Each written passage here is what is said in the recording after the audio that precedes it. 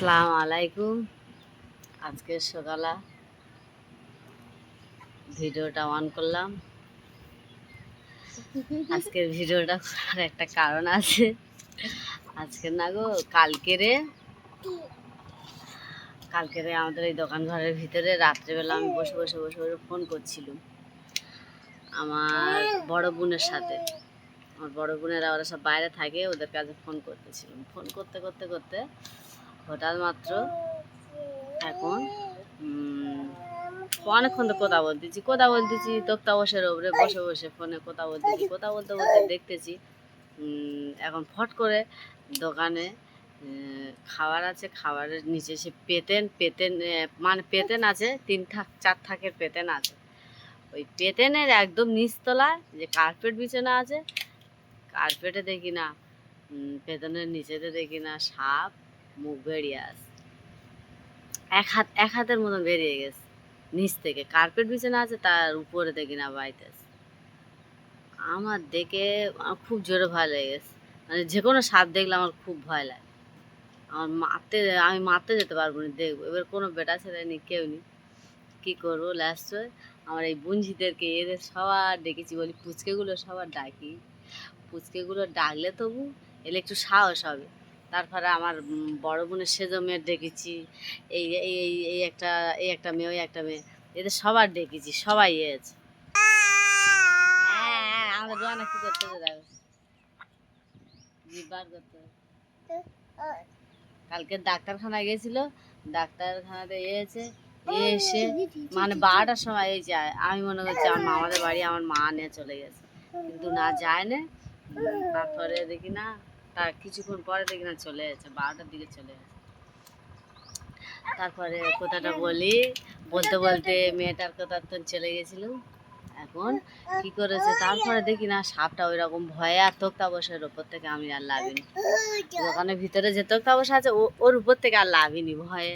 কী করবো, খুব জোরে ভয় লেগেছে। আর আমার এমনি যে কোনো সাপ, সে বিষাক্ত হোক আর যে কোনো সাপ হোক, সাপ মানে বিষাক্ত, সে যে সাপ হোক, সে কামড়ালে কি বিষ উঠবে না? তা আমি দেখে আর লাভিনি। আর কি ভয় লাগতেছে, গায়ে চক্কর চক্কর। সেটা কি বড়া সাপ বেশ বলে আমি জানি না। তা সঙ্গে সঙ্গে যে ভিডিও করবো তোমাদের সাথে, যে কথা বলবো, তারপরে কথা বলতে পারিনি। তারপরে আমার ছোট ভাজের কাছে ফোন করেছি, ফোন করে বলতেছি, বলে দেখো মারতে পারো যদি মারো, আর নাহলে মারবে না। মারলে কিন্তু কোথায় কী হয়ে যাবে, হয়তো কাটিকা টাটিকা করবে। আমি বলি বাবা মারবো নি, তাহলে থাক। তা মারবো নি থাক না, ওদেরকে সবার ডেকেছি, বলি এর ভিতরে আছে তো। আর ওর ভিতরে তারপরে দেখি না লাইট মেরে আমার বঞ্জি টঞ্জি সবাই এসেছে, আসতে ওদের নিয়ে নিচতলা লাইট মেরে দেখতে একদম পরিষ্কার হয়ে আছে। যা খাবার টাবার আছে উপরে আছে, মানে পেতেনের উপরে, এইসব ডিবে ডাবা সবাই তোক্তার উপরে টুপরে এইগুলো সব আছে। কিন্তু নিচতলাটা আমি কোনো গ্যাঞ্জাম করিনি, বলি বর্ষাকালে আর নিচতলাটা গ্যাঞ্জাম করে রাখলে এখন চারধারে ডুবে ডাবে যাচ্ছে, চারধারে একদম বুড়ে যাচ্ছে। বলি এই যে গাছের ভিতরটি তো সব বুড়ে গেছিলো, এখন পানিটা একটু কমে গেছে। তা বলি তখন যদি কোনো কিছু গিয়ে আলটাপেকি যদি থাকে এই বিষাক্ত সাপা, ওই জন্যে আমি কোনো করিনি, মানে সাপটা বলি গ্যাঞ্জাম নিচে রাখিনি, বলি যা হবে সব উপরে থাক। তা উপরে সব রেখেছি, কিন্তু একদম নিচতলা সব পরিষ্কার করে রেখেছি। তা দেখতেছি তার সত্ত্বেও প্রত্যেকে ঢুকেছে, মানে দোরের সাইডগুলো একটু ছোট মানে সরু সরু গ্যাপ ছিল, আর সাপটাও সরু, ঢুকে গেছে। আর ওই মনের ভেতর ফুটতেছে। আর আমাদের ময়ূরের আব্বার কাছে বলেছি, ময়ূরের আব্বা বলতে আমি বলেছিলাম, আমি মনে মনে করছিলাম যে দোকানঘরটা হয়তো 3 ইঞ্চি ইটের গাঁথনি দিয়ে আর নিচে সরু করে টাইবিং ফেলে আর উপরে যেরকম অ্যালবেস্টার দেওয়া হয় সেরকম দিয়ে দেবো ভেবেছিলাম।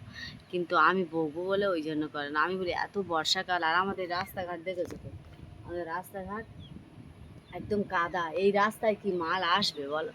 এই রাস্তায় কি মাল আসবে না? তা আমি বলি এত কাদা আর মাল আসবে না, আর আমার একা পেরেশান হয়ে যেতে হয়। আমার অথচ কিছু করতে দেয় না, যে খাটতাম সব কিছু লোক ধরে ধরে হয়, আমি কিছু করি না। কিন্তু যত হোক লোক ধরে করলেও তবু তো কাজ তো কম থাকে না, কাজের সময় ঘরে কোনো কাজ টাজ হলে কাজের সময় তো কাজ কম থাকে না। লোক কাজ করলেও তবু তো লোকের হয়তো পানি চাইলো, হয়তো কোনো জিনিস ফিস চাইলো, লোকে দিতে তো হবে। কাজ নিয়ে অনেক কাজ, নিজে না করলে কি হচ্ছে। ওই ভেবে আমি বলি না। আর রাস্তা কাদা, মাল আনার সমস্যা, লেবার খুব রোজ চলে যাবে, প্রচুর পয়সা চলে যাবে। বলি প্রচুর পয়সা যার থেকে আমার দরকার নেই, ও থাক। এইরকম এখন যেই ঘরটা ভেঙেছিলাম সেটা তো তোমাদের কাছে শেয়ার করলাম, দেখালাম প্রত্যেকটা টাইমে কীরকম ভাঙতেছি, কিরম ছাড়াচ্ছি, কিরম ছিল, সব কিছু তো দেখালাম। আর এই যে এই ঘরটা যে করেছি, লোক ধরে কাদা তুলে ছোপ টোপ ধরিয়ে সব কিছু লোক ধরে করেছি। কিন্তু আমি ভেবেছি বলে এখন মাটির থাকলে ছোটো থেকে পরে বড় হবে। এখন কি হুট করে বড় হওয়া যায়? মারপেট তো পড়ে কি লোক হাঁটতে শেখে না? কি মারপেটতে কি পড়ে সে কি হাঁটে চলে না কোথা বলে? সময় লাগে তো। দেখেছো ওদের মারবো মারপেটতে কি পড়ে কি সব বড় হয়ে যায়? হয় না। তা আমি বলি এখন একটা বেটা ছেলে ঘরে থাকলে সব কিছু সব করা যায়, কিন্তু আমি একলা মেয়ে মানুষ, সব কিছু মানে অসহ্য লেগে যায় সব কিছু করতে গেলে। ওই জন্য বলি দরকার নেই, তুমি যখন ঘরে আসবে তখন সব করবে। বলি সব কিছু একটা বেটা ছেলে থাকলে সব কিছু সব করা যায়, কিন্তু একটা মেয়ে মানুষের কাছে সব কিছুটা সম্ভব না তো, সব কিছুটা সম্ভব না। ওই জন্য বলি তুমি ঘরে এসো, আসলে সব কিছু হবে। আমার মেয়ে কাঁদেছিল বলে ওই ছোটো বুনিটা নিয়ে ওই চলে যাচ্ছে। তা ওরকম করে বলাতে এখন বলতেছে, বলে এই কালকে রাতের বেলা যখন এই কথাটা বলেছি, বলো আমি ভেবেছিলাম যে ওর 3 ইঞ্চি ইটের গাঁথনি দিয়ে নর্মালের মতন একদম করে, তারপর দুদিকে প্লাস্টার করে নিচেরটা মেঝেটা ঢালাই ফেলে প্লাস্টার করে নেট করে আমি দেবো বলেছিলাম, বলে একদম পরিষ্কার থাকবে। দিয়ে আমি বলেছি অত মাটির করতে হবে না বলেছে, কিন্তু আমার মনে এরকমই হচ্ছে যে ঘরে আসবে, এই ঘরে ছাদ ফেলবে, এখন অনেক কাজ আছে। এই যে দোকানটা আমরা করলাম, এই করে সেদিকে যখন করেছিলাম করে আমার মানে 30,000 টাকার মতন খরচা হয়ে গেছিলো। সেই ঘরটা ভেঙে দিয়ে 2 মাস হয় না, সেই ঘরটা ভেঙে দিয়ে এইটা এসে করলাম, এটাও 30,000 টাকা। এটা 30,000 টাকা কোথায়, মানে 50-60 হাজার টাকার মতন খরচা হয়ে গেছে এইটা। মানে সব কিছু তো আমাদের লোক ধরে করতে হচ্ছে, সব কিছু মানে মাটি ফেলা থেকে একটা বাট আমি পিরেক মারার থেকে মানে মিস্ত্রি সব কিছু আমাদের এই 50-60 হাজার টাকার মতো খরচা হয়ে গেছে। আর এই যে সব মাল টাল তুলেছি ওরকম 50,000 টাকার মাল তোলা হয়ে গেছে। প্রথম তুলেছিলাম 43,000 টাকা, তারপরে এটা নিই সেটা নিই। এবার নতুন দোকান করেছি তো সব কিছু অত খেয়াল নেই। যাগুলো চালান করেছিলাম আমার আব্বা সব মনে করে বলে আমি চালানগুলো সব করে দিই, বলে আমি সব মনে করে দিচ্ছি, আমার আব্বা সব একটা করে লিখে নেছে। সব কিছু চালান করে সব কিছু নেওয়া হচ্ছে। নিয়ে 43,000 টাকা মাল, মানে স্টেশনারি মাল করে খাবার করে 43,000 টাকা তোলা হয়ে গেছে। আবার এটা নিই সেটা নিই ওটা নিই, তা বাদে ফিরে 7-8 হাজার টাকার মতন ফিরে কেনা হয়ে গেছে। তারপরে পরশুদিন শুক্রবারে শুক্রবারে হোকারি ছিল, তার কাছ থেকে আবার এই যে আমাদের পাড়ায় হোকারি ব্যাপারী আসে পাড়ায়, ওর কাছ থেকে আবার এখন বাচ্চাদের কত রকমের খাবার উঠেছে, আমরা ওইগুলো জীবনের চোখে দেখিনি, এখন দেখতেছি। তো ওইগুলো আবার হোকারির কাছ থেকে ওইগুলো আবার নিয়েছি। হ্যাঁ 2200 কত টাকা বেশ হবে, ওইগুলো নিয়েছি। ওইগুলো নেওয়ার পরে এদিক সেদিক করে 50,000 টাকার মতো খরচা হয়ে গেছে। আবার এবার যে সেটা আনতে আসতে ওটা আনতে আসতে সেটা আনতে আসতে, আবার কোনোটা নিই কোনোটা আছে সেইগুলো আবার আনতে যেতে হবে। তাহলে একটা মানে মনে নিই, প্রথম দোকান তো এবার থাকতে মনে করতে, এবার সব যেটা মনে উঠতো সেটা লিখে নিচ্ছি, যেটা মনে করতো সেটা লিখে নিই। এবার সব আস্তে করে সব তোলা হয়ে যাবে। মানে দোকান ঘরটাও ছোট হয়ে গেছে। একটা ভুসিমাল বাজার এর থেকে জেড কি কম জিনিস?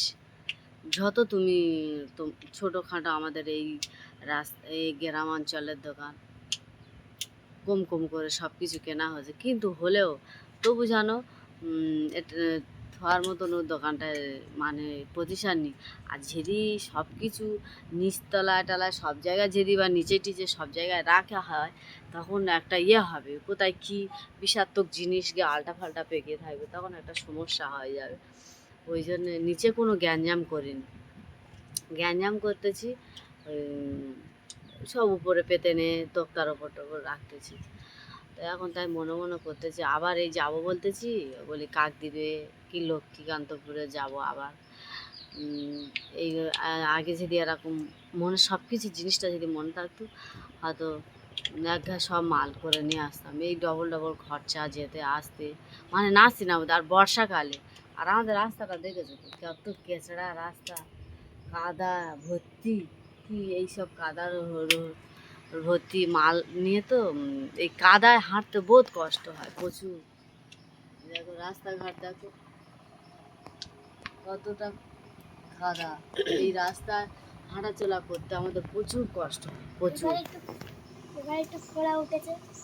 আর আজকের রোদ উঠেছে, আজকের একটু রোদ উঠেছে, আবার কখন ঝিমঝিম। কালকে রোদ উঠেছিল, কালকে রোদ ওঠার পরে বিকালে তো রাস্তার একটু মানে মারা মারা, যেখান থেকে লোক হেঁটেছে চলেছে বেশি মারা মারা পরে কি সুন্দর শুকলো মতন হয়েছে, আবার কাদা।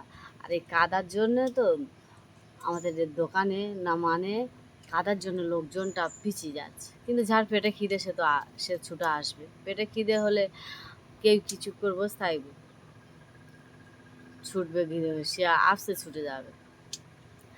তো ওই জন্যে বলি মানে বোধ এই টেনশান। আমার এমনি সাপ ফাপ দেখলে আমার খুব ভয় লাগে, সে টিকাটি সাপ হোক আর যে কোনো বিষাক্ত সাপ। সাপ মানে বিষাক্ত, সে তো কামড়ালে তো বিষ উঠবে বলো। আর আমার খুব ভয় লাগে, মানে রাতের বেলা সারা রাত এই দেখে গিয়ে সারা রাত আমি মানে ঘরে গিয়ে ঘুমোতে পারিনি। আমার শুধু খালি মনে মনে পড়তেছে আর কত কি হচ্ছে, মানে ঘুরে মানে ঘুমিয়ে থাকতে থাকতে হুট করে ওইটা মনে হচ্ছে। আর একদম আমার চোখের সামনে ভাসতে। আর আমার ছোটো ছেলে বলতো, মা তুমি সাপ দেখোনি, হয়তো অন্য কোনো কিছু দেখেছো, হয়তো অন্য কিছু। আমি বলি আমি একেবারে চোখে কি কানা, আমি দেখা পাইনি। বল না না তুমি, আমি হ্যাঁ বলতেছি, আমি দেখেছি সেই সাপ বাড়িতে, আমি পুরো দেখা পেয়েছি, পেতনে তো মুখ বেরিয়েছে। তা লাইট ফাইট মেরে তক্ষুনি দেখতেছি, কিন্তু দেখাই পাইনি, কোনো দিকে দেখা পাইনি। সে আমার মন বলে ওই কার্পেট আছে না বিছানো, ওই কোলটায় বোধহয় হয়তো লোমা সে আছে পেতেনের একদম সাইডটা।